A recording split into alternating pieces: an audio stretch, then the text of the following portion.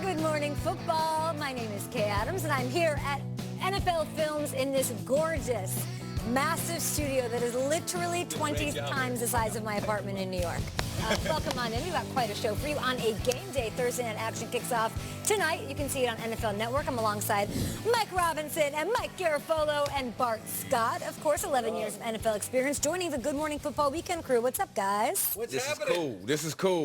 Where are your friends? Yeah, where your friends? Hey, Nate, man, filling in for you, dog. Hope everything's cool, man. If you're Nate, then who's Bart? Yeah, who are you, Bart? I don't know. You Kyle? No, I'm Shap from the Three Stooges. I'm the cousin that comes over every once in a while. I That like makes it. me curly. Well, you're here now. Bold. We've got a lot to talk about. The Cardinals, of course, hosting the Broncos in Arizona, and it's time for the lead block. Say it, Let's get guys. it. Lead Let's block. get it. You got to All coach right. this football. Our guy on Thursdays is Omar Ruiz, and here he is in Glendale Sunny at out there, State Omar. Farm Stadium.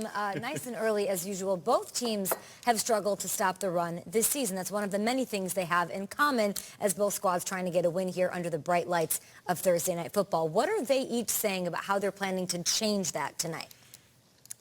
For the Cardinals, it's all about discipline. They gave up 155 yards to Latavius Murray and the Vikings this last Sunday, and they're able to see on tape exactly what they've been doing wrong, not shedding blocks to fill those holes, not having trust in the guys next to them in order to make those plays. For the Broncos, they've been struggling in their nickel defense package in stopping the run.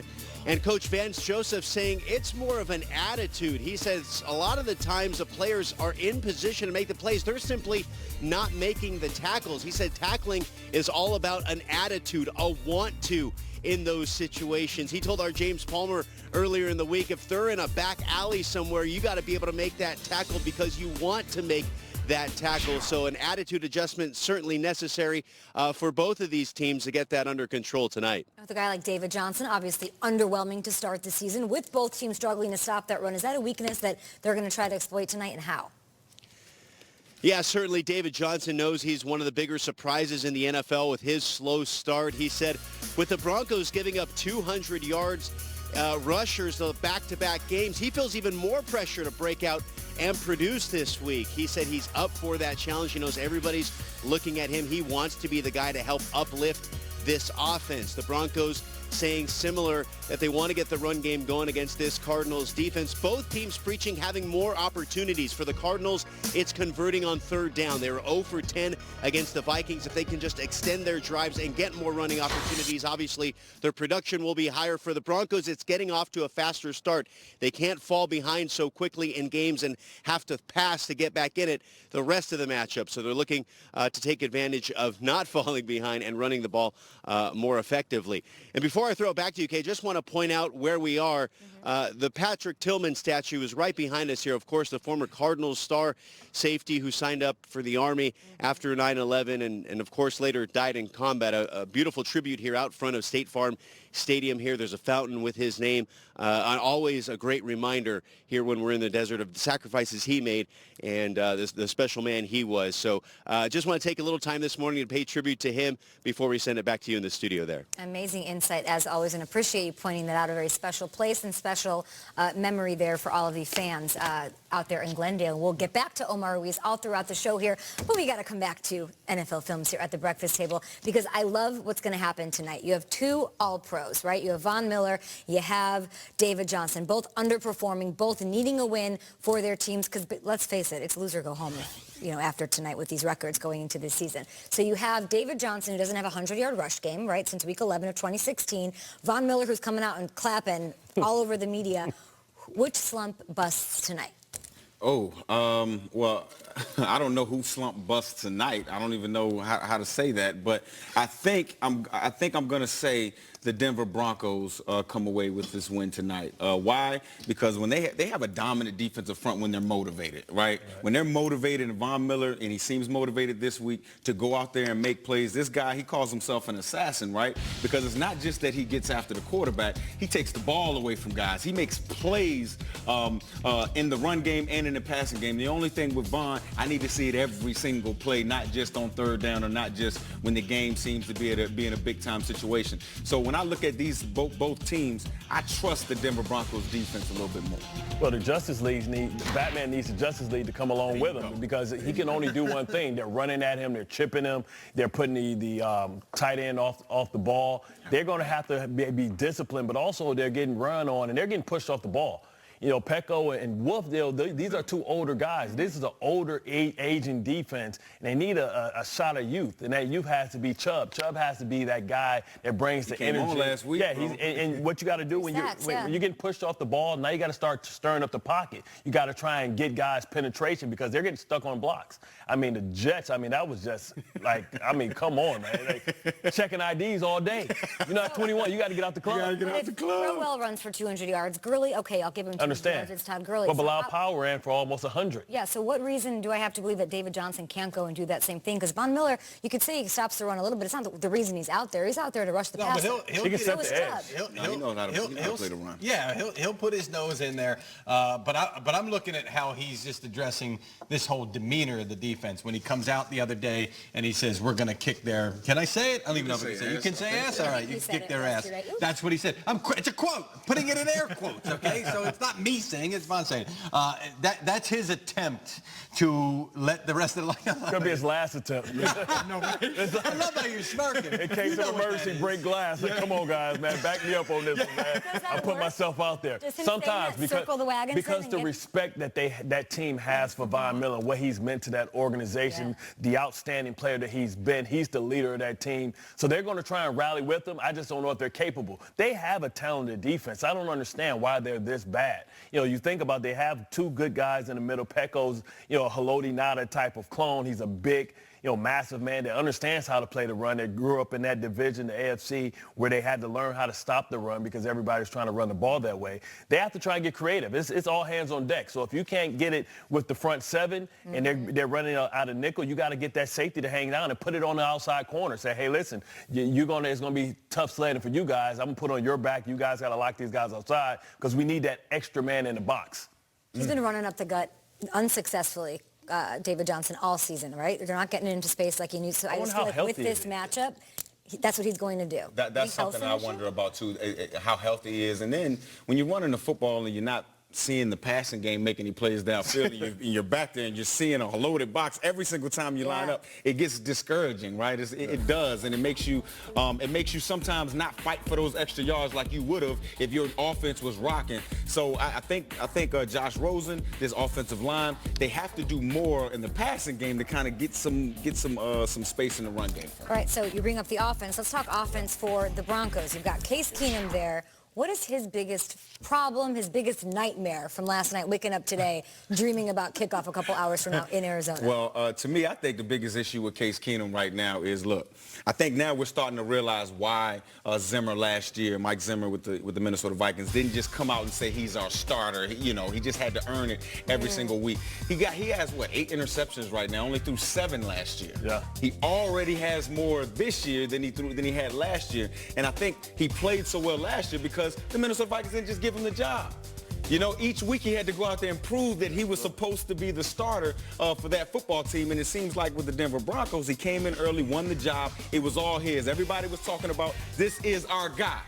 So now he just feels like he can go in and just throw it in the tight windows, take some chances. It's about him now. It's about him now. And I think maybe they should have had another guy in there to kind of push Case Keenum to get him to play better. Exactly. When you don't have anybody pushing you, then you know that there's no repercussions for your bad play. And he's trying to be great because now, okay, I got 2 years, $18 million a year. Now I can go out here. I got job security, so now I can show how great I am. See, last year he was playing complimentary football. He was making sure that he was leaning on that Minnesota defense, running the ball.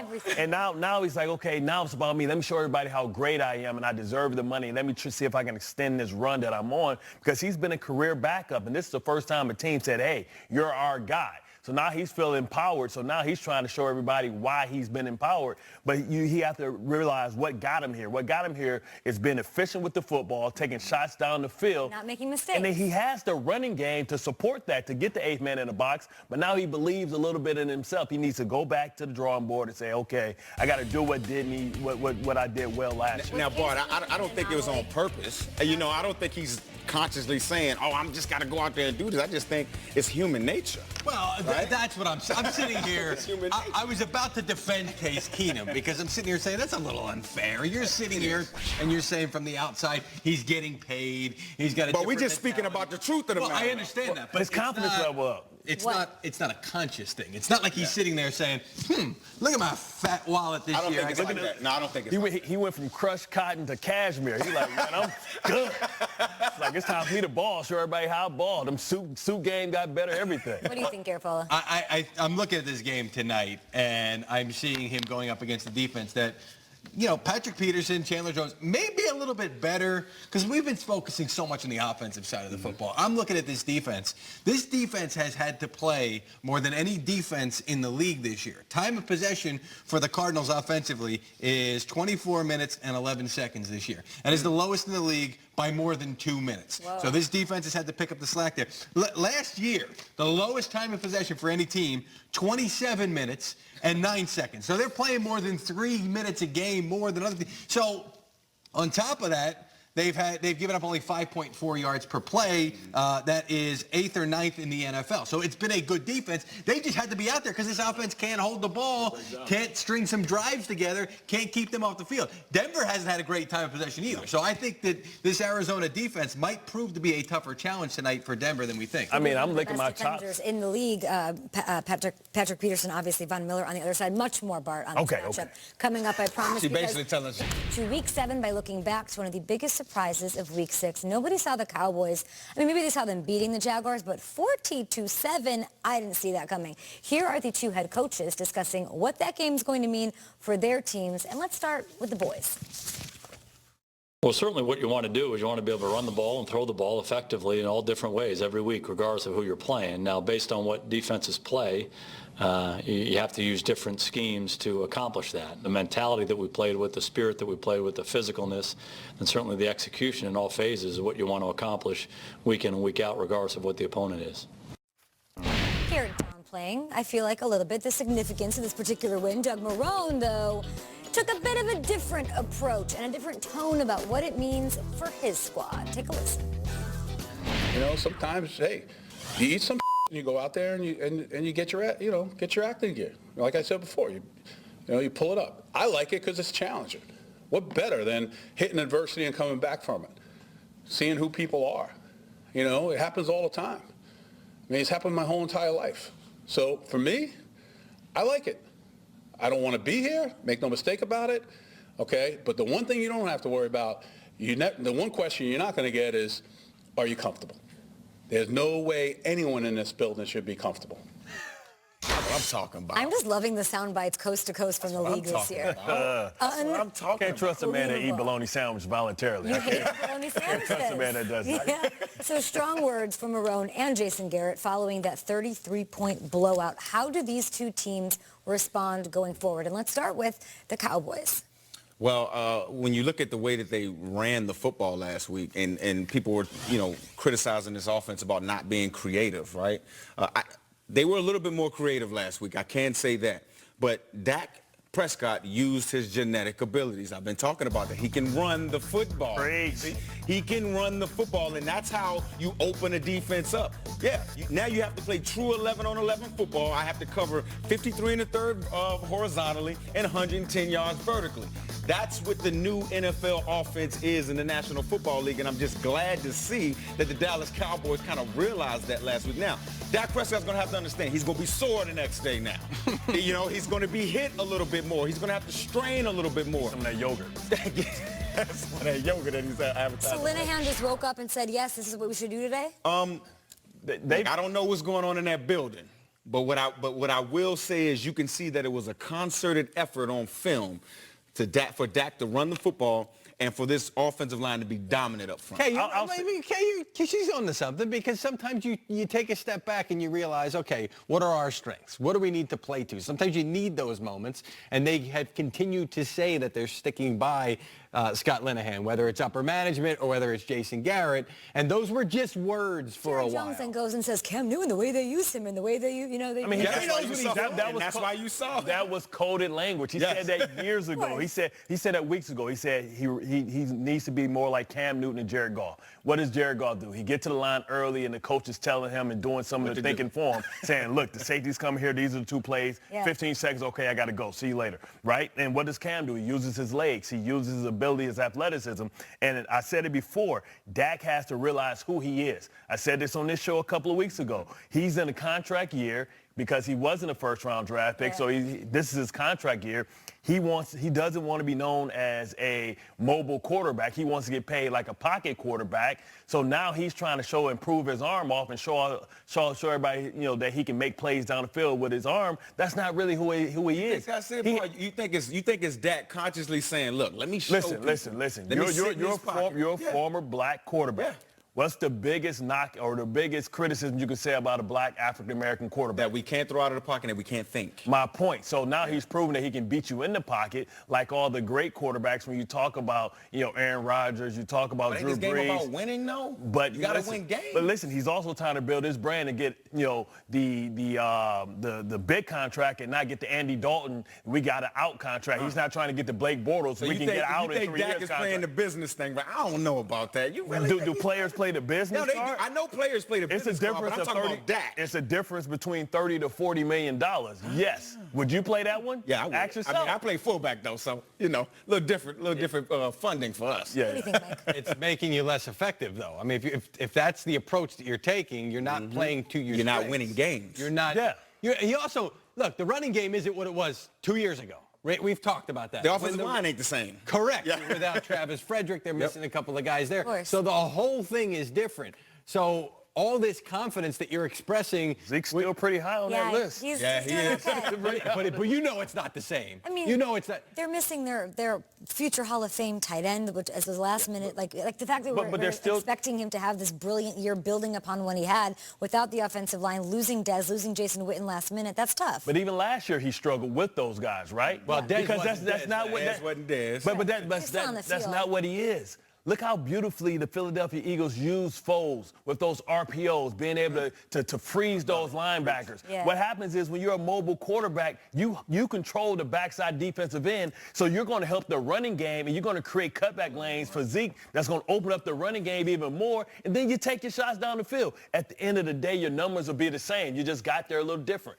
This team's 3-3. They haven't won on the road. I love the win over the Jags. I feel like I still don't know who they are. They have the number 2 No, I'm talking about the Cowboys. Oh. They have the number 2 defense in the league right now going into this week. I love that. Hopefully they can lean on that. They should lean on the run, which is what their identity should be. We haven't seen it consistently enough on offense, and they've got to win on the road, and that's what they've got this week in Washington. Absolutely, but I think they realized what their identity was, and like I said with Linehan, they were just words. Now it's more than words. Now it's on film. Now they see it for themselves. You would think, if the question was how are they going to respond to this, I would think that they would continue to do what they did last week and start to play. But it's easy to play good defense when your offense is running the football. Right. That's always been their I was talking offensively. Yeah, I know. But whenever, let's say that defense slips and give up some explosive plays, can this offense get in the track meet? Not right now. No. Not right now. This offense can't. So we'll see.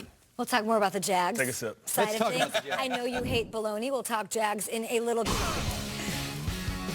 What's up, guys? I'm at NFL Films hanging out with Mike Garafolo and Mike Robinson and Bart Scott. We're talking who needs to fuel your hustle, presented by Oikos 000, breaking down the players or the teams, what have you, who need to step up their game this week. Well, isn't this a fancy little setup? You like this? Sophisticated right there, bro. You're warming yourself by the fire. Man, I got the Martin Luther King. I got the Malcolm pose right there. You know how we do it, Bart. Mike Rob and I have a bit of a Cold War literally going on between the two of us. It's not a Cold War. Let's be honest. honest. I mean, let's talk about it. We're on the couches.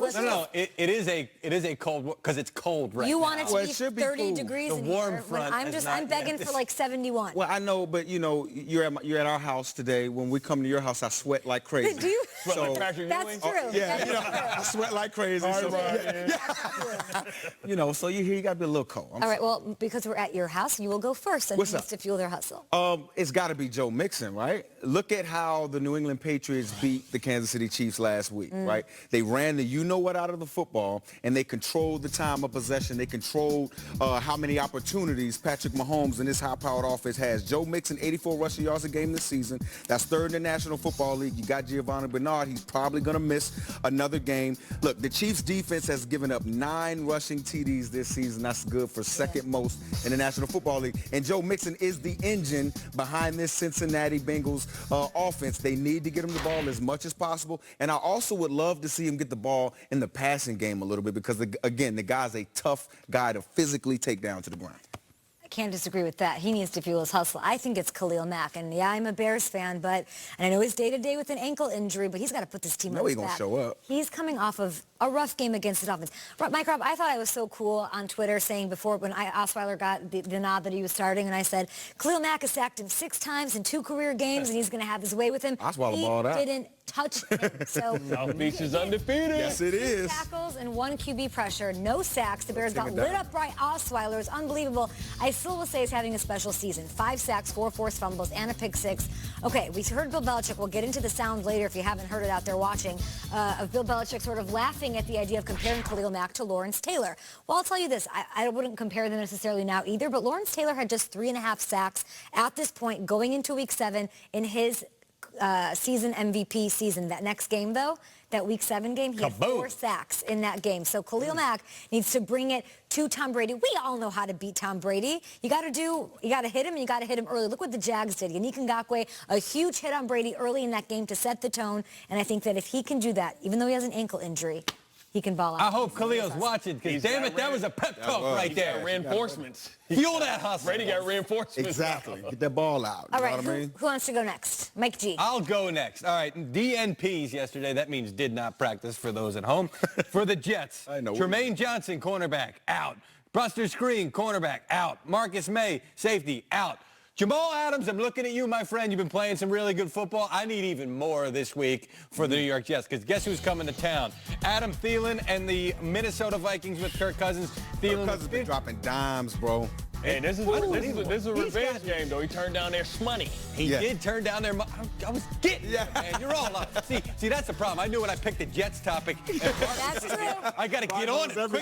That's true. Anyway, Adam Thielen's 58 catches through 6 games, the most for anybody through 6 games in NFL history. He's on pace for They don't get that dude a lot of catches. Respect, man. Jamal, I need him up at the line of scrimmage. I need him back. I need him doing a little bit of everything. He's a fantastic young player, and I need to fuel that hustle this week. No doubt, no doubt. Well, for mine, I'm going to New Orleans, even though they're going to my own house in Baltimore. Drew Brees. Yeah. Drew Brees has never beat the Baltimore Ravens. Really? He's thrown 3 pick sixes. I was a part of a couple of those. But he's, this New Orleans outfit is a little bit different when they take the show on the road. That old spin move ain't gonna work against the #1 defense in the league right now. This is gonna be a battle because their defense is struggling. So Drew Brees is gonna be under a lot of pressure to try and match Joe Flacco in that house. M&T Bank Stadium is a tough place to play.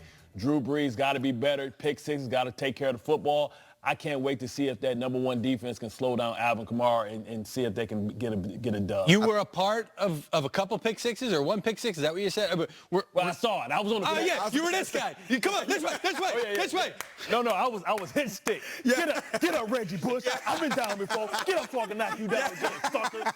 So he's 0-4 in his career. Fred. He's beaten 31 other teams. We talked about it earlier. Last team, okay. He's beaten the Saints. He's beaten his own team as well. So this is the one thing sort of left on his resume to get done. Bucket list. It's the defense that Baltimore's playing with, but it's their offense that might give them fits as well, because Flacco's playing on a different level right now. Hey man, I'm telling you, when you got somebody behind you, when you got somebody behind you, Jackson, that draft somebody first-round draft pick, Joe Flacco see the writing on the wall. He's been there before. He understands. So you're basically saying that the Broncos Elway just needs to sign another guy? I mean, this might be a little late. Derek Anderson's going now. There's nobody to push him. There's nobody out there to push him, but yeah, he needed some competition. All right, that is Fuel Your Hustle presented by Oikos 000, and we will be back after this.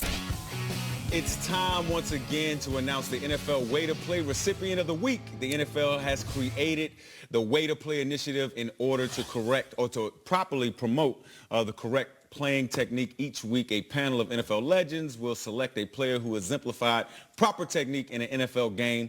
The panel includes Hall of Famers Orlando Pace, Ronnie Lott, NFL running back Merrill Hodge, former head coach Chuck Pagano, and finally, NFL Network's very own Willie McGinnis. Willie! The winner, I said the Willie, right? The winner receives a personal letter from the commissioner as well as a $2,500 donation in the player's name to a high school or youth football program of his choice. Who wins it for week 6? NFL Way to Play recipient for week 6 is Buccaneers linebacker Lavonte David, and of course, as I always tell you, I have some film to show you right here. You have a running back that goes across him. Now, this is a big hit right here, but I love how Lavonte David comes to balance right before the tackle, and he hits on the rise. He gets his helmet out of the tackle. He sees exactly what he's hitting, and Bart, I know you can appreciate a linebacker wrapping up and securing the tackle. Put him to the ground, then put his body well on him. What I love is he got his head across, securing that you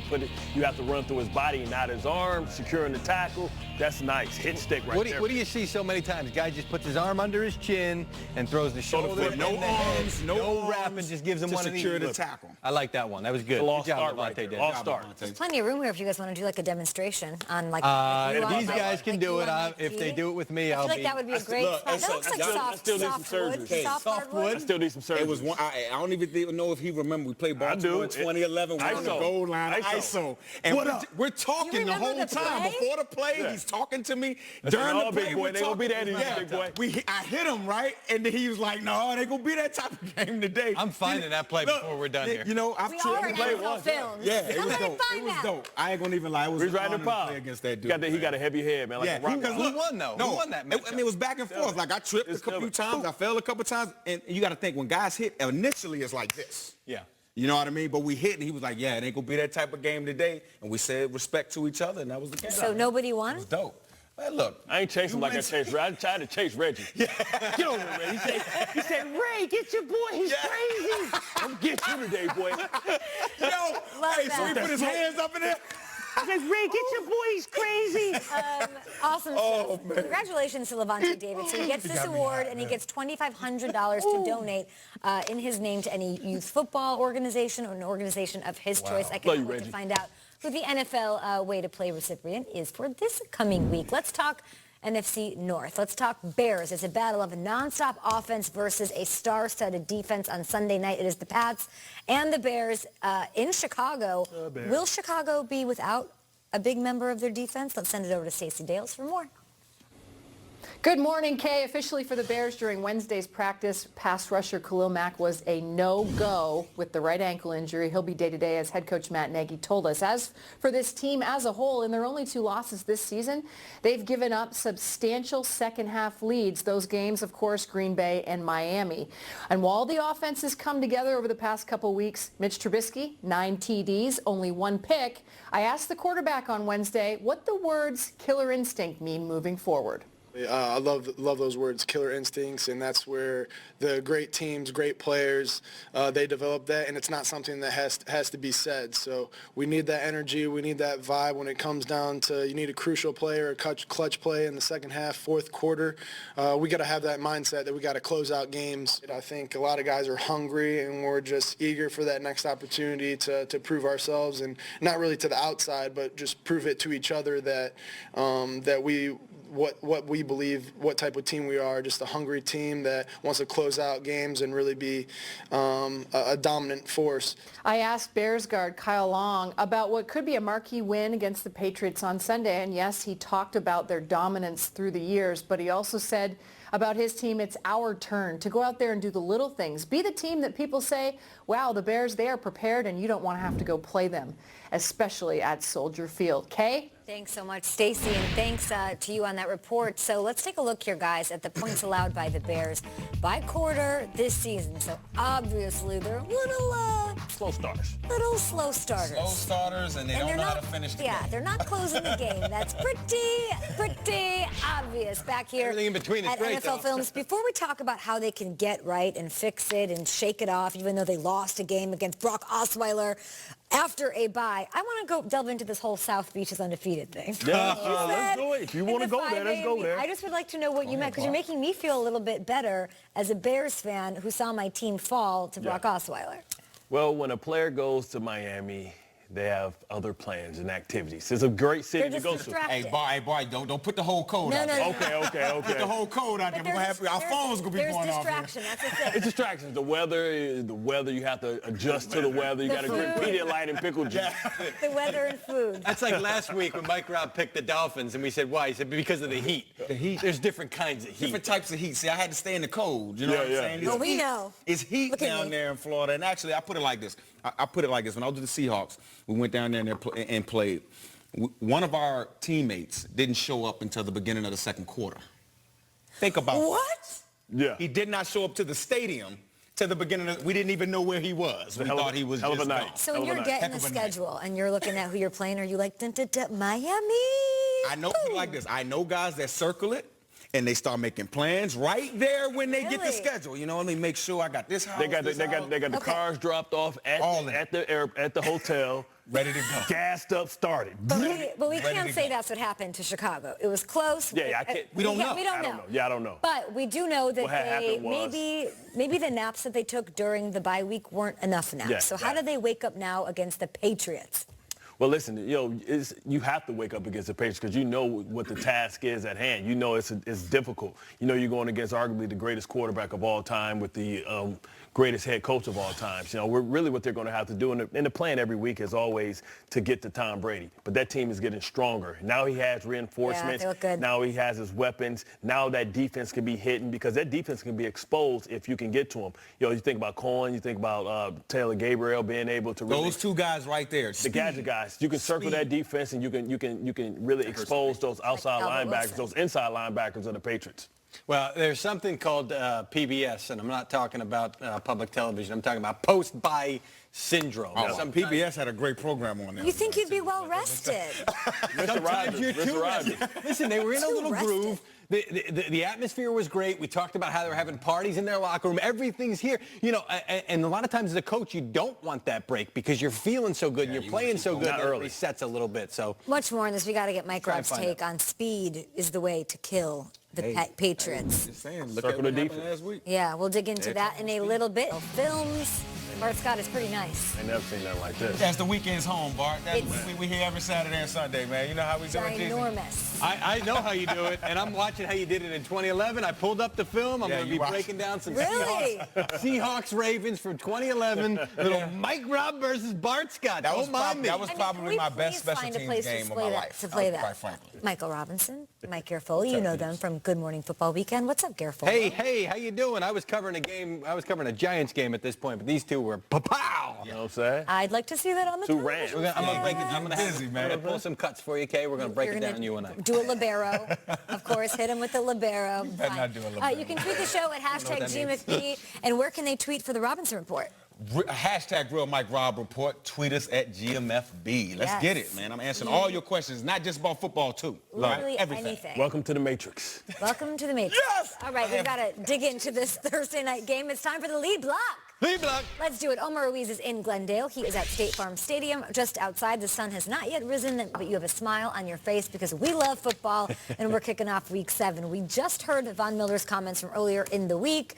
We've been talking about it all week long. How have the Cardinals responded?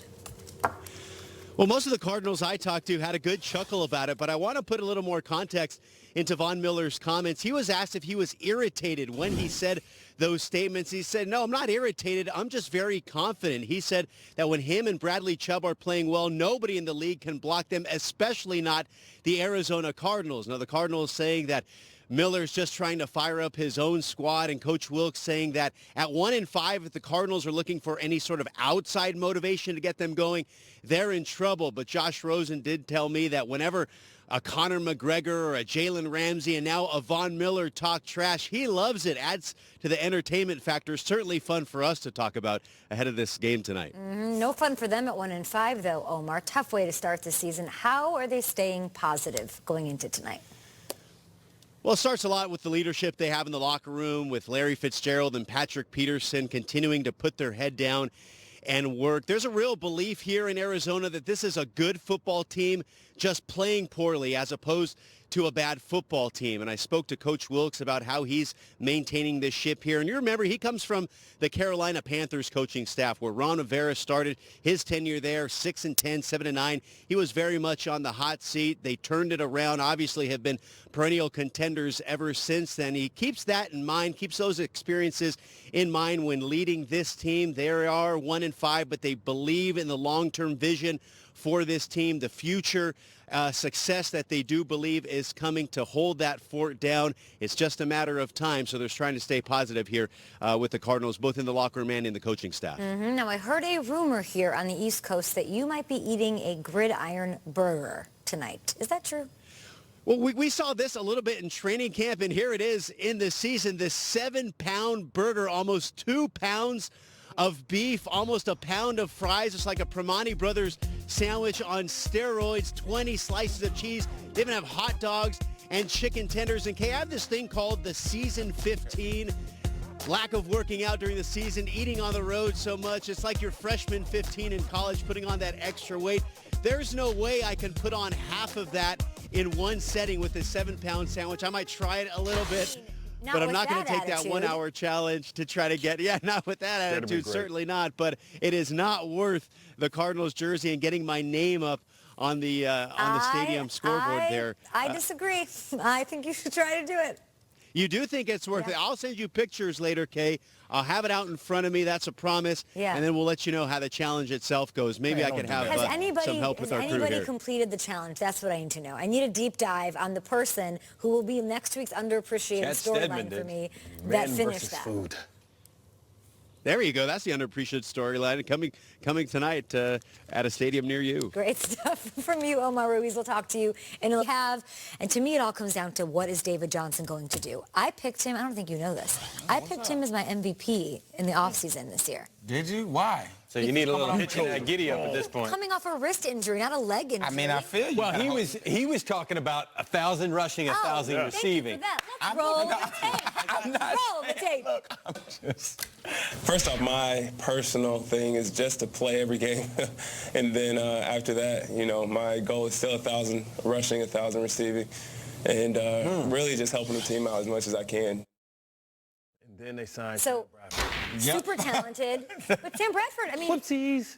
As far as staying on the field, I thought he would be better. I thought the offense would be better. I thought the offense would run through him. It's not working out, whatever they're doing, but he's still an all-pro running back with fresh legs. Okay. You're good. And I really think if it's going to happen this week. It's going to happen by a run defense that's been gashed by Isaiah Crowell and Todd Gurley, and whatever way that they're using him, hopefully they can get him into space, which is where I want to see him. That's what he needs also, to be in space. Do we not forget that David Johnson can catch the ball? Why aren't they giving him the ball in the passing game? So tonight, I know Von Miller's trying to galvanize his run defense, get Brandon Marshall and Pecco to make it happen, but I think it's going to be a David Johnson game, and yeah, this is it. This should be the best game of his year. So you calling it? This is going to be the best game of his year? Shot. We're going to talk about this tomorrow. Yes. I know. I'll be here. Keep the receipts. I hope for it because I feel like he's too talented to not have that happen. He should have more rushing yards than Lindsey and Freeman combined. Well, you talk about Lindsey and Freeman. I'm going to go to the other run game on the other side of the ball with the Denver Broncos. Philip Lindsey and Royce Freeman, I'm looking at these guys. They need this run game to come alive if they want better quarterback play, okay? The biggest help to a quarterback is not only a great defense, but a running game. Philip Lindsey, I love this kid, undrafted kid, a guy that's had a tough road to get to where he is right now. So he runs with a lot of strain. He runs with a lot of will will, and he's a unique runner. And he's a smaller guy. He gets behind those big offensive linemen and explodes. And I love Royce Freeman. These guys does the dirty work in the run game. If you run the football, Case Keenum will look better. Again, I talked about it earlier. 7 interceptions this year, and he only has 8 interceptions this year. He only had 7 last year. I'm looking at this Denver run game. More picks than touchdowns this year so far. It's not Case good. Keenum, what do you got, Bart? Von Miller said he's coming to kick that ass. His words, not mine. That's right. There you go. You taught him something. It's the real. Really? Listen, we know what it is when leaders stand up. It's the real brothers roll call. And listen, if you ain't with me, don't leave this locker room unless you about that smoke today. And I tell you what, the Denver Broncos is about that smoke. Really? And you talk about, okay, David Johnson's going to get off. Yeah, this defense has been gashed. But they had quarterbacks that were capable of making big plays. You got a rookie quarterback. Okay. See, what Shaq would call that is barbecue chicken. They gonna say, we putting 8, 9 in the box. I dare you, youngster, to beat me.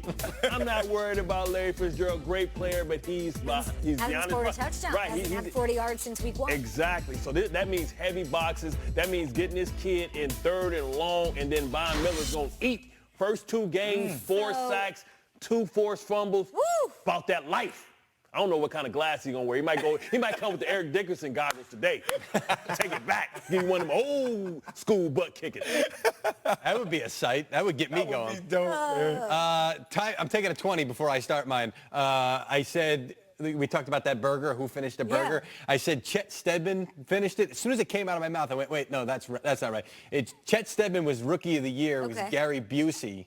I was thinking Chet Ripley in The Great Outdoors. That's John Candy when he finished the entire state. What did you call that, taking a 20? I took a 20. Took a timeout. This is a 20. 20-second timeout. It's a basketball thing. All right. What am I watching for? I'm watching the Broncos' body language, and I'm watching their sideline, because this team is at the boiling point. But I'm not that guy in the standpoint of like, where's the fight?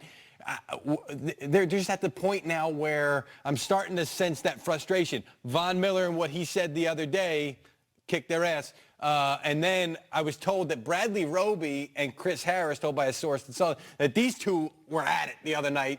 It was a meeting, I believe, or behind closed doors somewhere. Losing does that. Losing does. But you know what? Sometimes it can be a good thing. Sometimes it can be, all right, like, let's get Von Miller out there talking about to his teammates, we're going to kick their ass. These guys at each other. Sometimes you can get that spark. Or it could go the other way. Or it could go the other way. That's why I'll be watching it. That's my thing to watch. So if they've lost 4 straight, Von Miller comes out and says this, and All-Pro doesn't come out and say that unless he feels pretty good and confident about what he's got cooking for a primetime game. Or he's trying to talk himself into looking at that barbecue chicken over there. Man, this is a rookie. Well, I'm also wondering, like, how's this going to look on this head coach if he loses this game, Vance Joseph?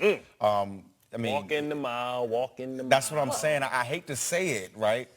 Everyone in Denver is saying it. I was listening to local radio, reading some of the local papers, and everyone's talking about. But can you really just put it on? Can you just put it on Vance Joseph? He didn't bring in the quarterback. It's what he inherited, right? That's what he inherited a aging team. Demaryius Thomas is not the same player that he used to be. He's slowing down. You think about that defense. Wolf is a great player, but he's slowing down. Echo's a retread. So now they started with Talib. They have to reboot this whole thing. And for some reason, John Elway, one of the greatest quarterbacks of all time, can't pick quarterbacks. We can't draft them. Right, that's what I'm saying. So Paxton Lynch, bringing him in, he's a bust. So now he sets your program back 2 to 3 years. So now you got to figure out what's going on. You got to go in and try and get a retread, a bridge quarterback in Case Keenum. They got to start over and tear this thing down after this year. And this will be the start of it. And we don't know if Vance Joseph's going to be there to lead the troops. And that's my thing. I mean, they knew Vance Joseph didn't have any head coaching experience. They knew that he had to kind of work his way into this. Year 2, though. To me, it just looks like this is going to be he's going to be the scapegoat. I confess he did it. That's what I'm saying. That's what it just I ain't firing myself, John. Offices, these coaching staffs, if they lose one on Thursday night to make it 5 in a row, is there danger? Yeah. I believe so. And I thought, well, I didn't think, I thought because I was hearing it about going into the Rams game that they needed to make sure that one didn't get out of hand. And they survived. They didn't win the game. And they held the Rams to under 30. They did. They survived that potential pitfall there. But now you've got the Thursday game. You get that long layoff afterward. There's always, whether it's London or the bye week or a Thursday game, there's always these pivotal points at a season where if something goes wrong, all right, now's the time where we can make a change. So let me ask you this real quick because you're a player. Yeah. you hear that, you're watching this, you're a Denver Bronco. That's what I was just about to go to. What is your reaction? Isn't that the thing that's going to like make you Rex Ryan it up and circle the wagons for your coach if you like him? Yeah, I mean, yeah, if you like him, that will circle the wagons. But let's say he does get fired, right? What is that saying to the veterans in that locker room? We'll press reset, guys. Oh. And you know what I mean? Do guys start making vacation plans for after the season? I mean, the U-Hauls already have. That's what I'm saying, man. But what happens is also if you're a veteran in there, you understand if he goes, you go. You know, they get rid of the players just as well. So if you're an agent guy, you're going to be a salary cap casualty. Yep. So these guys understand. It's the young guys that's running around that's like all free and they're like, you know, all sunshine and roses because they don't understand the business side of it. So there will be consequences. Yeah. But that's why I'm talking about Von Miller coming out saying what he said. He ain't going nowhere. Hold up, but Roby and Chris Harris getting at it with each other. You know, I'm saying the older guys are feeling the tension, and now it's starting to manifest itself a little bit. That's why I'll be watching. Great word, manifest. That's a great word. You want to get into it? We can get Welcome back to the Matrix. What does the word manifest mean? You guys are talking about you want to talk about it? Older guys. It's all about the. Why are you matrixing? What did Neo over here? Look, everything is fake. Okay. There you go. Are we gonna go with it? Is this what you guys deal with on the weekends all the time? God, Just like confusing. You were in the green room. You heard the conversation. I left the green room promptly because I was like, I got to study to get. Another thing to consider is that the Ravens are the only NFL team that has not given up a passing touchdown on their home field. So something else to consider and ponder as we all listen to Flame by Chris Brown. Did you hear that? Yeah, in the commercial break. I had no idea. Mike Robin, I don't know how he got the controls of this, but he has an actual speaker in the studio blaring during breaks. Love that. He controls the whole thing. We did hit a little Chris. Well, that's what I do. I bought it, so it's mine. Is it really? Yeah. I didn't spend that money. You know what I mean? That we blast music. He wasn't here last Saturday, and everybody kind of looked at each other because it was quiet in here, and everybody was like, oh, right, no music going. So Reggie tapped in there some way, somehow. I'm telling you, man, you got to create the vibe. We're vibrational beings. I already said thanks, Will. Thanks again, Will. Yep. We African, so we got the drum. There you go. Boom, boom, boom, boom, boom, boom. You know what time it is. I didn't know Will could hear us. That's not a good thing. He can hear us during break. All right, as the Patriots are getting ready to play the Bears on Sunday afternoon in Chicago, Bill Belichick was great at the podium. He was asked a question he wasn't so much willing to entertain. Bill, you've seen a lot of good pass rushers in your career, starting with Lawrence Taylor, Reggie White. Does Mac sort of rank up there with one of the better ones you've seen? Oh, I mean, we're talking about Lawrence Taylor now. Yeah, I'm not putting anybody in Lawrence Taylor's class, so you put everybody down below that. That's with a lot of respect to a lot of good players now, but we're talking about Lawrence Taylor. I hear you, Bill. I would love to hear him on a 911 call. Yeah. No panic. Yeah, my house. My house. LT took to Twitter to retweet, guys, his former defensive coordinator, what he said. Belichick loves the Navy, Bon Jovi. He loves LT. He loves coached history. LT, too. Right, man, we got to throw that out there. I mean, that's a little bit of a on the bingo board of what Bill Belichick loves, LT is like center square. Well, I mean, that was his prized pupil. Exactly. And Hall of Famer, Defensive Player of the Year, and LT, and Bartle can second this. LT was going sometimes against running backs who really could not block him. They couldn't hang. Well, he was the overhang guy. You know, they created a position. You know, what I What's can't the overhang guy for? Well, overhang guy is like the extra guy that really they can't account for. It's like 3-on-3. It's like sometimes when you see safeties come into the box, they're the overhang guy. That's why you always heard Peyton go, Omaha. Run away from the extra guy that we can't block. You know, but LT was tremendous, and he was like the first tweener type of guy that I can remember dropping in coverage. But best of all time, I mean, I don't know about I don't know about whoa. And we've had this discussion on my show all the time, and all the New York callers call up and they cuss me out. But I got to go with the Minister of Defense, Reggie White. Reggie White. 198 sacks. We're talking about 198 sacks versus 132 for Lawrence Taylor. Yes, I know the Minister of Defense didn't drop back in coverage. No, he didn't. But his career low was 8 sacks. That's his career low. And he always when he gets 300 pounds. One move, the hump. Not running back. He taking 350-pound men because they was fatter back in the day. Hit it with that hump move. Minister of Defense, you know I love you, man. We got the same representation, LTZ. LT the man. You my boy. I love you, but I got to do you. Love you, but I got to do you. Who comes closest to LT? I would say, well, let me say it's Derek Thomas. I would say because you remember what he was able to do. Is he another overhang guy? Nah, he not an overhang. He had that bend. He had that bend, baby. He had the bend. He had the ability to come around that corner and that speed off the corner. Is this the 7-sack game? Yeah, why you got to be sacking the Seahawks? I think this is the 7-sack game. Why you got to do right here? He should have had an 8th sack, and that's the one that really burned him because he didn't get the 8th sack that day, and it wound up being a game-winning touchdown. So he would have single-handedly won that game, and that's the one. So I like that about a guy, that he still remembers the sack that he didn't have that day.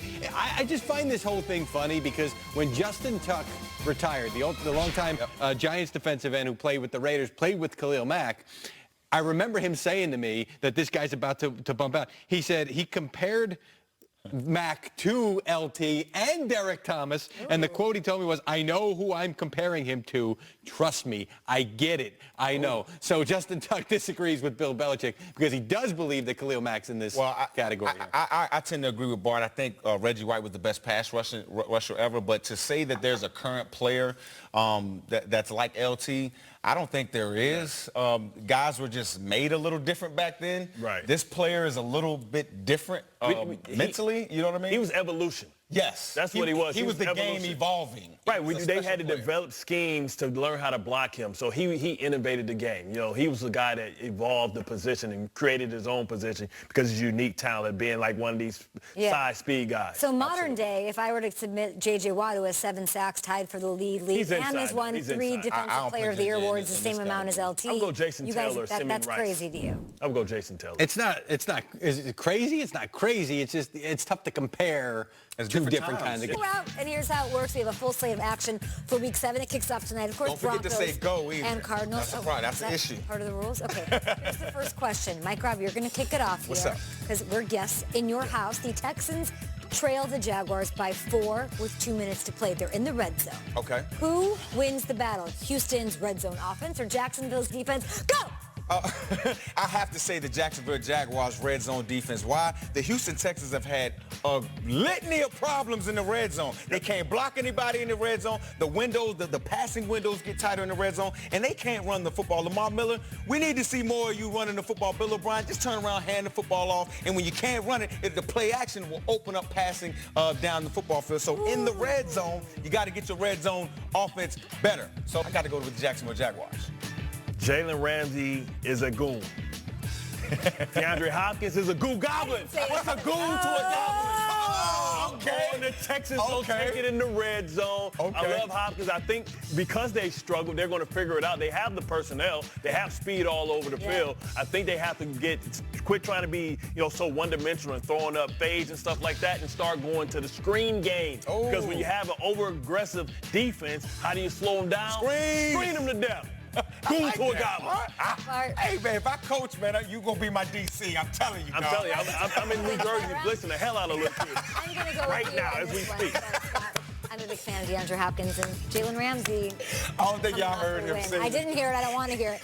Bart, let's start with you. 6 consecutive seasons, okay? At least one team who won a game in London has made the playoffs. London, good luck, if you imagine. So let's talk winner of Titans-Chargers. Do they make it to the postseason? They play there in London on Sunday. I think they do, and I think that team is the Los Angeles Chargers because they're my sneaky pick. Oh, yeah. Phillip Rivers is my guy. I believe in Anthony Lynn. When they get Bosa back, they're going to be complete, having 2 defensive ends on the outside and can rush. I do not bet against Phillip Rivers. He's a Hall of Fame quarterback. I think he's the best quarterback out of that class. He just doesn't have any heart. Yeah, said it. Oh, you know you work in New York, right? You know you work in New York, right? I said it. Oh, well, wow. You messed me up with that one, Bart. I forgot the question. What was the question? Who's going to make it to the playoffs? Oh, yeah. The London Mariota, team. who got sacked 11 times. 11 times. For the Chargers. The Chargers. I had to go with the Los Angeles Chargers. The preseason, I picked that this will be, the Super Bowl would be a West Coast Super Bowl. Los Angeles Chargers against the Los Angeles Rams. So the verdict's still out. We'll see what that is going. But the Los Angeles Chargers, Melvin Gordon, man, they have a legit running game. This offensive line is picking defensive linemen up and putting them in the lap of the linebacker. Get out the club. Get out the club. You got on white T-shirts. So when you do that, you make that's the part of football that resonates later on in the season. Resonates in January and February. I like the Los Angeles Chargers. You still say who's the best quarterback out of that class. Don't duck that one. That wasn't the question, Bart. You know what I'm saying? I still got to go to New York. You feel what I'm saying? That's that associate's degree I got. I don't know, man. Can we move on? I'm sorry. We just Mike Robb, NFC East rivalry as the Cowboys take on the Redskins this week. What will the NFC East look like at the end of the season? At the end of the season, the Philadelphia Eagles seems like they're the best team in that division. You got the Washington Redskins, who they have a ground attack. Adrian Peterson, man, he's revived his career, right? Later on in his career. So they actually play a brand of football that will resonate later on in the season. So I have the Philadelphia Eagles winning. I have the Washington Redskins at number 2. I have the not New York Giants, the Dallas Cowboys at 3, with the New York Giants bringing up the rear. I got it that way, but for different reasons. I think when you think about Washington, what's always been their Achilles heels is being able to keep their talent healthy. They're not a very deep team. They're a very talented team. They're ones, but when you get to their 2s and 3s, it gets very diluted. I believe in the Philadelphia Eagles. As long as their corners can stop falling for the banana in the tailpipe and jumping routes and get beat over the top, I believe that they're going to make a trade either for Le'Veon or Shady. You think that's happening? That's not happening. Listen. They have a small window. I feel you, right? Shady's 30 years old. Why you gonna keep him in Buffalo? They gotta get some But he's a change. Shady's not gonna get the 32 They have an extra number 2 pick from the Ravens. What I'm saying is Shady's not gonna get the 32 or 3 yards. They already have Corey Clement and some of those change-up type of backs. Now, possibly Le'Veon, but are you gonna go out there and really spend the money on Le'Veon for a half a season? I'm giving up a 2. And you're not gonna be able to sign him long. I will give up a 2. You think Le'Veon wouldn't want to stay with that window, with that quarterback, with that defense, with that offensive line? I hear what you're saying. It makes sense to us, but what I'm just saying, bro. I gotta check out their state tax. I know Le'Veon got that money, though. I gotta check out that. It's a difference in money, but Roseman will do it. I mean, if any GM or front office is willing to do that. Le'Veon is a top back. He is a lead dog. When he comes into your offense, the ball has to go through him. So what I'm saying is that messes up the dynamics of your offense, Bart. Yeah. That's not. Go get Shady. Bring him home. Bring him home. Shady getting no love with Buffalo, but he's looking great. So let's move on to this last one. Bart, we're going to start with you. So we're going to talk wide receivers right now. We've got the Bengals taking on the Chiefs in prime time. I got to ask you, who's going to have a better game, Tyreek Hill or A.J. Green? Tyreek Hill has the better quarterback with the bigger arms, which means more explosive plays, and he has more help around him. When you think about all that team speed, I watched this guy catch a throwaway shot. Guys were 30 yards off the ball, and they didn't even touch him.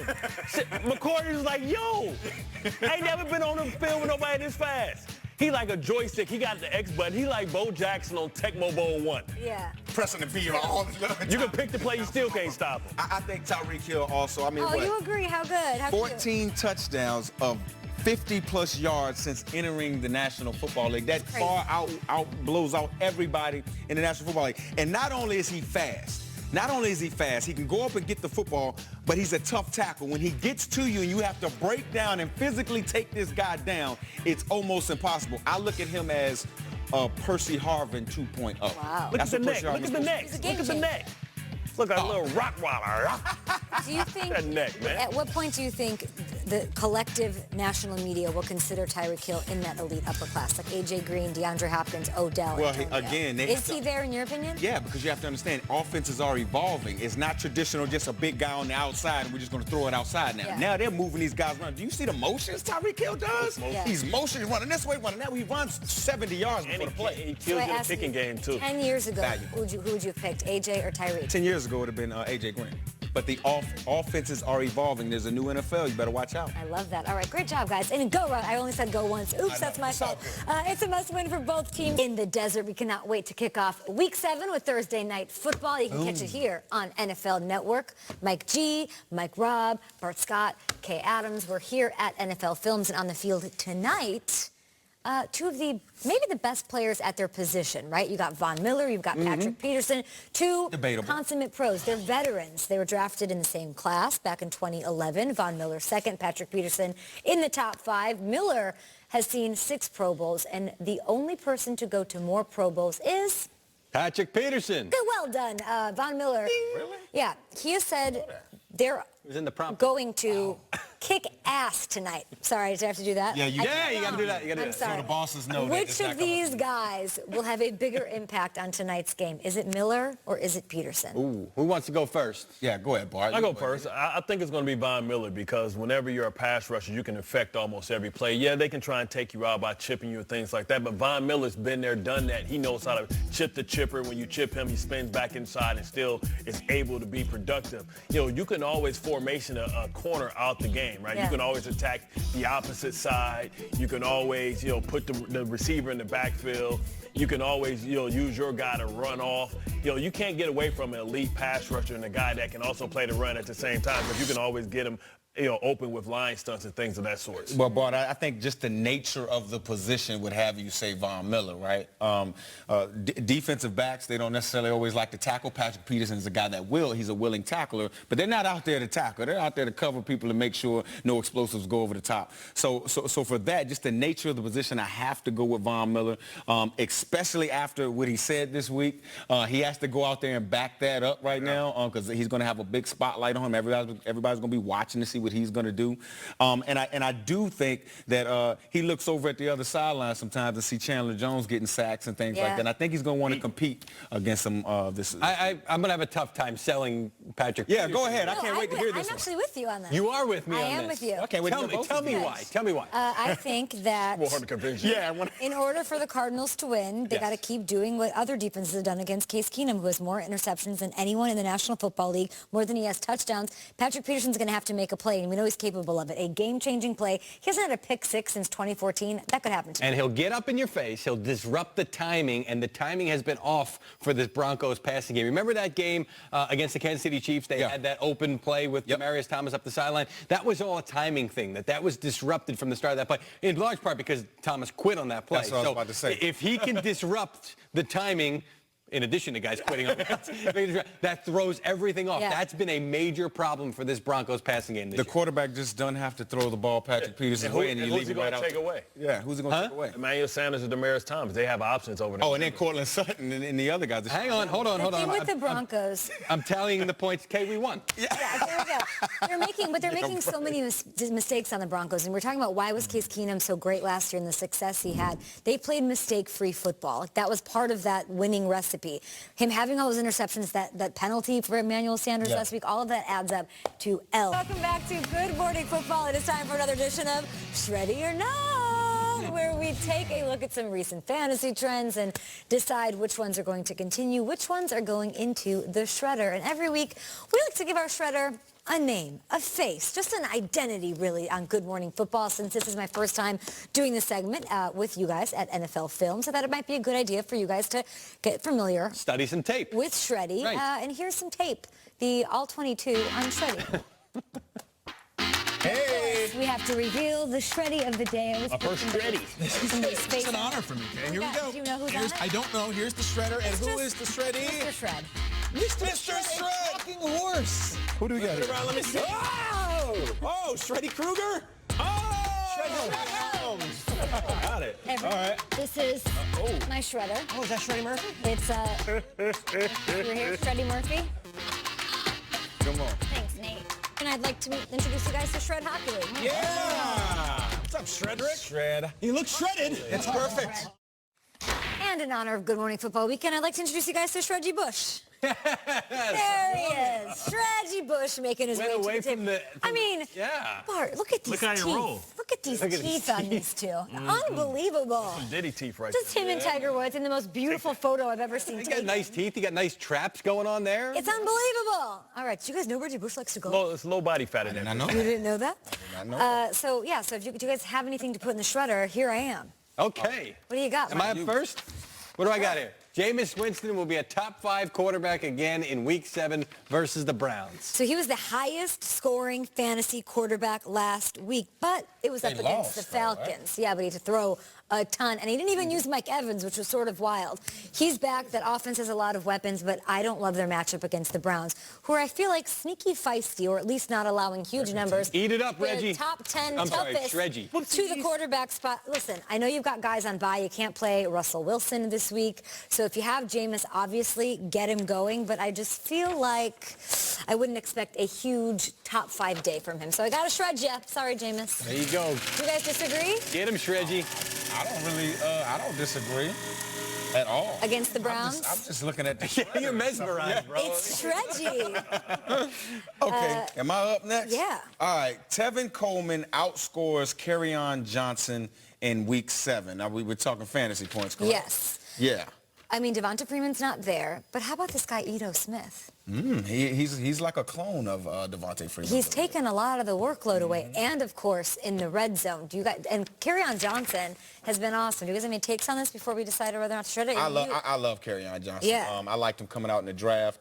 They just need to go ahead and just call him the starter and leave him on the field as much as they possibly can. Let him be the lead back. He can run the football. He can catch the football. And what I love about him is when he gets hit, he lowers his he lowers his surface of impact, which means he runs through tackles when he gets hit. So I like Kerryon. Kerryon is over the last 3 weeks. I like Tevin Coleman, though, because he's going to get involved in that passing game. He's a screen draw type of guy. He gets to the end zone, pay dirt. That's true, but I like the matchup.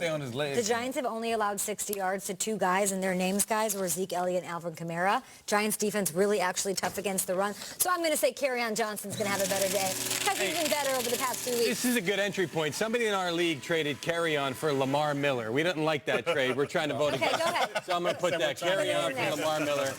I like that. Thank you, Shredgy. What do you got? Last but not least, Stephon Diggs held under 50 yards for the 4th time this season against the Jets. Jets. I feel like Stephon Diggs, a lot of that lack of production, he had Patrick Peterson on him, which held him to like 3 catches for 33 yards. Other than that, people are giving all the love to Thielen, who's obviously like a candidate for the MVP right now. But I'm going to say he does rebound because I feel like, I don't know if you look at the 100-yard receivers up against the New York Jets, and I don't know what your opinion is going to be on this, but they've allowed like a ton of 100-yard receivers this year. 5 different guys in 6 games.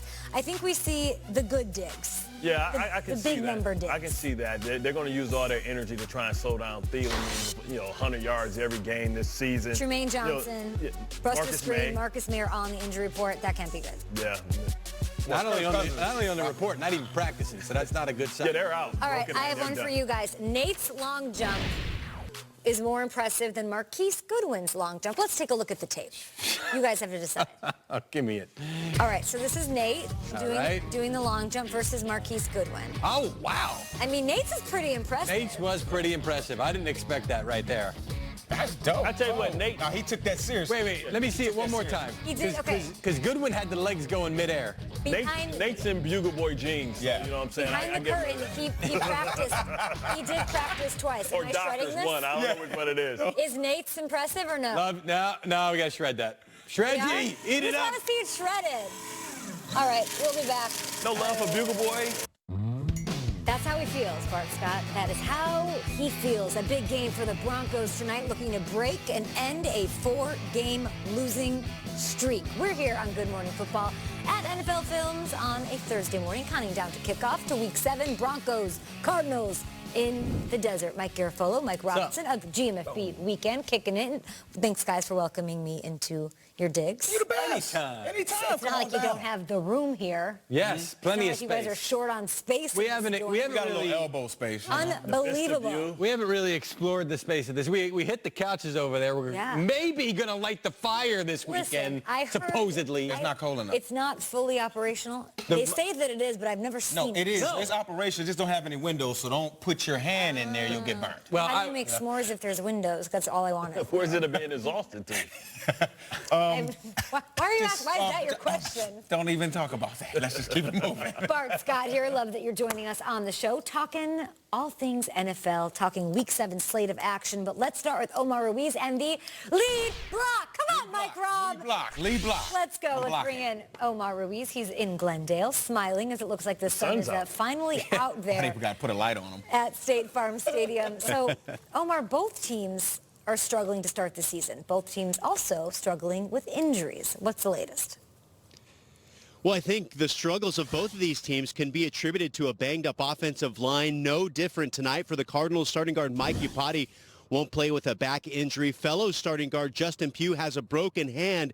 He's going to try to play, but won't know until he tests that hand out before the game. For the Broncos, they'll play for the first time without starting guard Ron Leary, who tore his Achilles on Sunday. He's out for the season. Tackle Jared Valdir won't play again with that knee injury. So as both teams look to get the running games going, might be a little more of a challenge. A couple other big names for the Broncos who won't play. Shane Ray on the defensive end, as well as Adam Pac-Man Jones out as well. So much, Omar. We were talking a little bit earlier about obviously bounce backs are huge for these teams. There's a lot of veterans that are probably frustrated with how the seasons have started. You've got Larry Fitzgerald, who's looking for his first touchdown of the season, possibly tonight. Then you have Von Miller expressing his frustration. But I feel like there's a little bit more at stake even today. What about the coaching staffs in this game? Because we're hearing a lot of, stuff on Twitter and just everywhere about some hot seat action. Well, you heard John Elway say that they have to play, the Broncos have to play tonight like they're fighting for their lives, because they are. And Vance Joseph took that to mean they're fighting for their job, something that they're trying to do every single week. So they understand what's at stake for the Broncos. For the Cardinals, meanwhile, offensive coordinator Mike McCoy's job has been called into question. When Steve Wilks was asked if Mike McCoy's job is in jeopardy, he said they're all jobs are in jeopardy if they don't start winning. Now, both quarterbacks downplaying the significance of that storyline and how it'll impact the game on the field. Case Keenum saying they're playing with urgency every single week, trying to get this Broncos season turned around. After that 2-0 start, they've lost 4 in a row. Meanwhile, rookie quarterback Josh Rosen saying for the Cardinals that they just have to focus on getting better every week. They feel that they have, but he can't afford to put saving coaches' jobs into his psyche as they head into this game tonight. Omar Ruiz, last and final question for you today. Were you really on TRL? Of course, back in the summer of 2000, first time as an adult in New York City. I'm walking around Times Square. I stumble into this line. I'm like, what's this all about? They said it's the line for TRL. And, of course, that's the heyday. The TRL beach house that year was out in San Diego where I was living, but I happened to be in New York, got invited up to the studio, and I introduced Papa Roach's Last Resort. Stop I think it. it was number 7. No, you yeah, didn't. Yeah. You remember that? You remember that song, right? So I'm from Sacramento. They're from Vacaville. So I tied that into the introduction. And just to, put things in perspective, this is back when Adam Carolla and Jimmy Kimmel were first trying to promote the Man Show. Yep. If you remember that. So they were the guests on that show. It was a lot of fun being in Times Square, especially after being, my friends and I, we'd always place ourselves right in the shot on the beach for that beach house so we could wave to the camera on that wide shot. But then to be in the studio was a thrill. So seeing you guys do that yesterday was so much fun. Had to make a comment about that. You've got to write a book, reliving buddy. those glory days. You've got to write a book. You've been everywhere and done everything. We appreciate you. He's Forrest Gump. Yeah. It's a very Forrest Gumpian experience, I'll tell you that.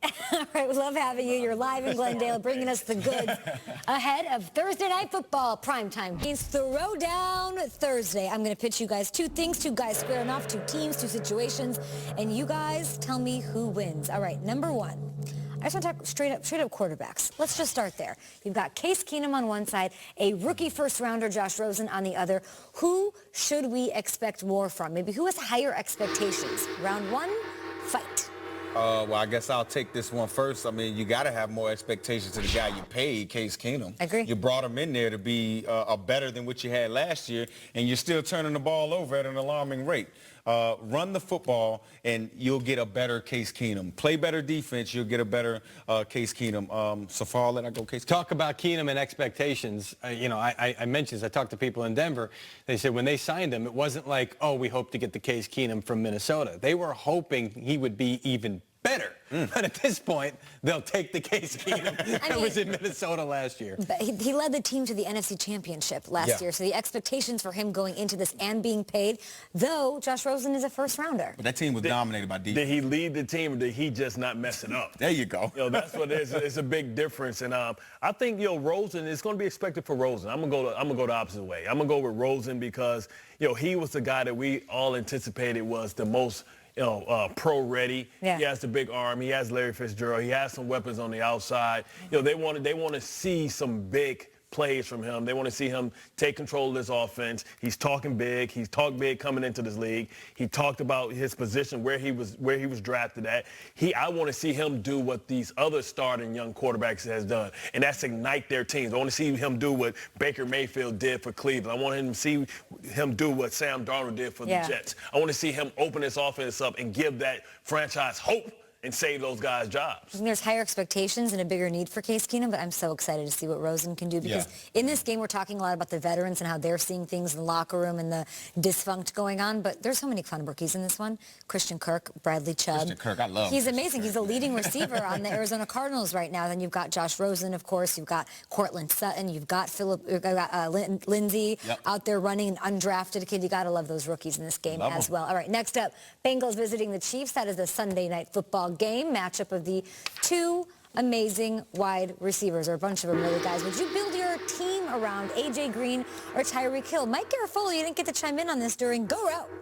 I didn't, so I will start. I will take, I'm going to be old man and lawn. I'm going to take the big guy. I'm going to take the traditional piece. The well-rounded. The guy that you have to, because traditionally the guy you have to account for, I know you got to account for the speed, is the big body receiver who also has some freakish speed to go along with it. So I'm going to take A.J. Green, because I still believe that that's the kind of centerpiece. That's the traditional wide receiver type body that you have to account for. Get off my lawn. Let me tell you, old man, why you're wrong. Why is the quarterback the most important person on the field? Because he touches the ball every time. Okay. When you think about Hill, he can affect the game because he can hurt you in the punt game. Well, he doesn't play quarterback. What are you talking about? But he can. I'm bringing it all back to you. This is associate degree. It's a beautiful mind. I'll tell you what.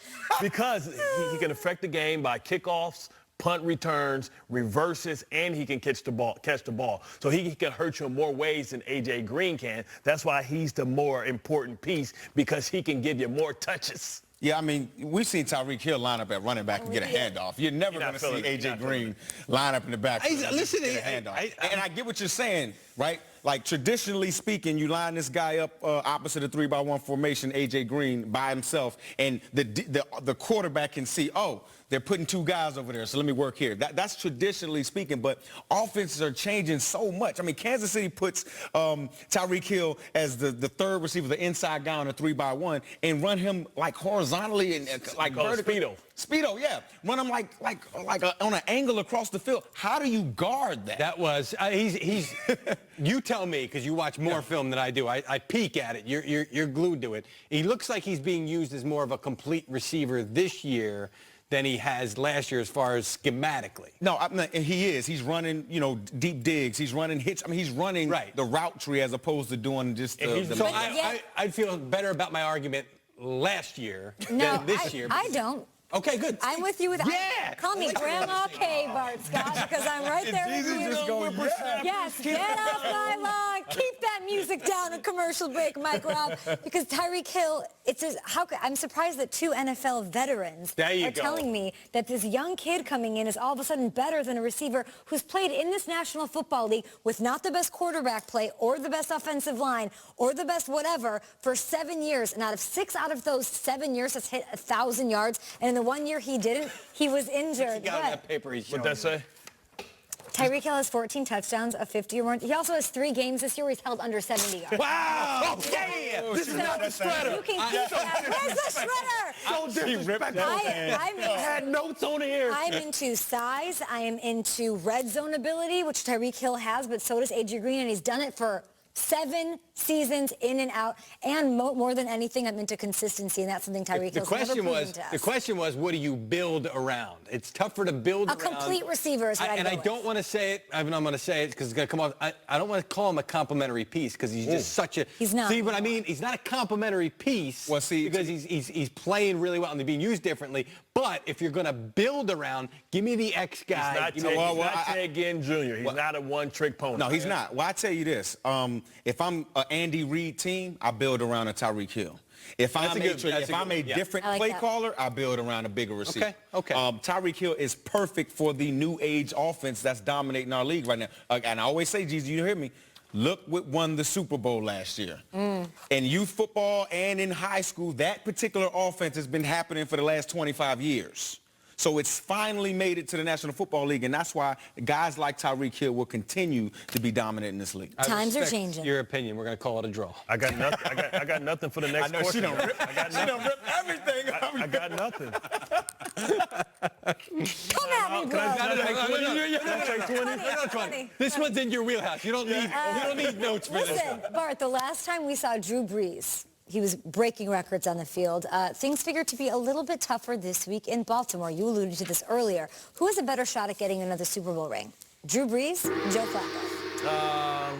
That's tough because Drew Brees, I think he has a 2-year window. Joe Flacco has a window this year, and then I think he'll be relocating in the next couple of years as Lamar Jackson is right on his tail. So this is tougher than you think.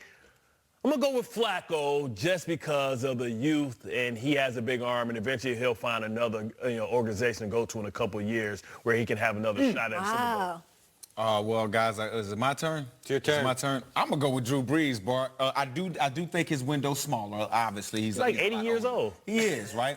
The way that team looks, they don't need a big window. But if you think about it, right, each offseason we get some rules to make sure that these guys play even longer. So I'm assuming something may happen or some rule may happen where this guy can continue to go out there and play. And then you couple that with Sean Payton. Oh, and then you also team that up with this dominant run game that we saw last year, Mark Ingram being back. As long as Drew Brees can play complementary football. When he's the show, when that passing game is the show, the defense looks like it looked not too long ago, right? So if they can just lean on this run game, I think you win the close games with Drew Brees. So I got to go with Drew Brees. But can he win outside of the dome? Yeah, when they're running the football. And he may have to. Now, he's going to have to. It'll be nice weather at the Coliseum in January if they got to go there. But I'm looking at the Rams. I'm looking at the Eagles. I'm looking at the Vikings. This is a tough road for the Saints team to have to potentially go through. They still got to get out of their division, too. They're rolling right now. Are you guys crazy? This team is 4-1. They've scored 76 points in the last 2 weeks. Let's see what they look like this week. Last time we saw them on the field. The Redskins didn't know the difference between cover 2 and cover 3. How did they look against the Giants? How many points did they put up against the Giants? They're rolling right now. And they got Mark Ingram back to balance that offense, like you said. I think that I have them going to the Super Bowl this year. Well, then that's why you're defending. No, that's why you're defending them. So you got to defend your point. I mean, I was wrong about David Johnson being MVP. I might as well be right about my Super Bowl it's pick. the law of averages. You're probably going to be right about that if you were wrong about the other thing, Kay. You're never wrong about everything. Yeah, David Johnson probably not the MVP this year. That's okay. I'd say that's not happening. So maybe the Saints and Chargers maybe duke it out. Drew Brees is, and maybe you're right in about Atlanta. the other one. There you go. I guess we have to wrap it up now, guys. We'll be back after this. More talk that you will answer. I have a question. How do you survive in 20-degree weather? Because I'm breathing air. No, you're not, because if you was, they would see it on TV. They would see it on TV, Kay. But it is cold up in here, but I love it. I love it. I love it. You know, you guys know, Real Mike Rob Report, we've made it to the week show of Good Morning Football. So every week, I answer all your questions on my social media, and then I come on live TV, and I answer them on live television. So first question, here we go. All right, we're going to go back to Alex that we teased right before the break. Which non-NFL athlete could have been a Hall of Fame football player, and at what position? I'm going to go with Sir Charles Barkley. He could have been an excellent tight end. Do you know, a big guy like that, being able to move and shake and then create separation at the top of his routes? I think Charles Barkley would have been a mean tight end. Kind of remind me of Dick Buckus or something. Not Dick Buckus. Mike Ditka. That's what I meant to say. Mike Ditka. You're just thinking of butt because he had a big butt. You said that, not me. You said that, not me. Okay, Mr. Balloon Hands. Is Dak Prescott a fake or is he the real deal? Led his team to a 40 spot on the #1 defense but lacks consistency week to week. Your thoughts? Look, Dak Prescott is the real deal. He is the quarterback for the Dallas Cowboys. It's all in the play calling. It's all in if they're going to be able to use the creativity or use the abilities of Dak to create a more creative offense. That's all they have to do. Dak, continue to run the ball. He had almost 80 yards running last week. Continue to run the football and things will open up in the passing game. Next question. What we got? Okay, Lucas. All right. Pineapple on pizza. Whoa. Okay, that was a little bit of a curveball, but it's okay. Put pineapple on pizza. It's fruit, right? I'm always a proponent of eating fruit. I'm a vegetarian. Do you eat pizza? Huh? Do I eat pizza? Yeah. I do eat pizza from time to time. Like cauliflower crust pizza? Not cauliflower crust. I haven't eaten cauliflower crust yet. You got to show me some stuff about the cauliflower. Real cheese or soy cheese? Look, man, Okay. y'all messing up my segment, all right? We gonna go to the next question. How about that? All right, next question. Okay, what's up, John? Regarding the Patriots' offense and defensive lines, which side needs the most improvement and why? Can they contend for the postseason as is? Thanks, go Pats. Yes, they can contend for the postseason. Why? Because they still have Tom Brady. They still have Bill Belichick. But if you're talking about the offensive, defensive lines, look, I think they need some pass rushers. They need to be able to get after the quarterback to help that back end some, because the back end of the Patriots defense, they do struggle with speed. The Kansas City Chiefs kind of exposed that. Hopefully you'll see the Chicago Bears kind of use their speed to expose that also. But they need some pass rushing help on this defensive line. This offensive line, Shaq Mason, I gotta throw you some love, big dog. You are straight pancaking people out there. Next question, what do we got? Okay, what's up, Wes? What chances do you give the Seahawks at making the playoffs? Go Hawks. Hey, look, man, I love my Seahawks, but it ain't looking good, right? It ain't looking good, and it ain't always about how you guys are playing, but you got a beast of an animal leading that division in the Los Angeles Rams, and I just don't see you guys. I don't see the Seahawks actually winning the NFC West, possibly a wild card, but they got to go out and they got to continue to run the football. Russell Wilson has not ran the football much. I think as he continues to get healthy during the season, you'll start to see him moving around and make some of those unpredictable plays that we're used to seeing Russell Wilson make. Next question, what do we got? Okay, what's going on? Renault, okay. What is your fondest memory of Paul Allen? Wow, man. First of all, got to send some thoughts and prayers out to the Paul Allen Foundation and everybody connected with him. Paul Allen was a great man. Not only was he great for the football world, he was great for mankind in general. Always giving, always encouraged his players like myself to give back to the community. One of my fondest memories is walking in, whether we won or whether we lost a game, he was the first face that we saw walking into the locker room. He always had a big smile. One of the big things that I would always do to him after a big win is yell like, "What's up, Mr. Allen? What's going on? We did it." And I always did that because I just thought it was funny that I could, talk to my boss that way. But he was a great man, always encouraged us to be ourselves, always encouraged us to help out the world. It's bigger than just football. It's bigger than just what's going on in your small world of influence. So shout out to the Allen family, friends and family with Paul Allen. Mike Rob, a lot of people thought he was an absentee owner. No, man, he was very involved. A week before his passing, he had a checklist. He's going down, speaking to upper management. Where are we? Blah, blah, blah, blah, blah. So right to the end, passionate about that team, passionate about that fan base. At the NFL owners meetings, they were talking about what's going to happen. They did not have a formal discussion. Roger Goodell said it would have been inappropriate to have that discussion. It would have been. But owners on the side saying that, Paul Allen was all about the city of Seattle. They can't imagine that team winding up somewhere else, even if it is so. I mean, he grew up in the Pacific Northwest. Had the team there. Yeah, and we talk about community building and stuff like that's what you do. You go get some money, bring everything back to your community and build from there. But there's one thing we used to do as players, Bart. We used to always, when he came into the stadium, right? Because, rich people be having people around him and stuff, right? So we would always see him. He'd only have one guy with him. And so we would always have little side bets on where his security is. You'd see him on the second row. You see a guy up there. You see guys all around. A guy eating popcorn like that. Yeah, you look like, that's him. That's a security guy right there. But it was always a game we played. It was fun. From the outside looking in, what we loved and what I admired about him is he always empowered his players to speak their mind and stand for something. So, I think the NFL world lost a great man. That stadium's a great venue in large part because that's what he wanted. He wanted that to be a loud, that was cheating. So that was using technology. That echo bounce up, come back down. That was cheating. Yeah, I used to see right. It wasn't I'm quite. Looking at you, kid. Don't do no Josh Allen on us. I know, man. Don't have to be out for a few weeks. He had a big thing on his arm yesterday. You just went full. Yeah. Hit it a little. It didn't hit directly on the funny bone, but it hit right near it. Just had to bring that up on national television. Yeah, Sorry. I distracted you. So. Let's talk about Case Keenum and the biggest difference between him this year and him last year. I have a feeling interceptions probably have something to do with it. Yeah, he's taking a lot more chances this year, and it seemed like last year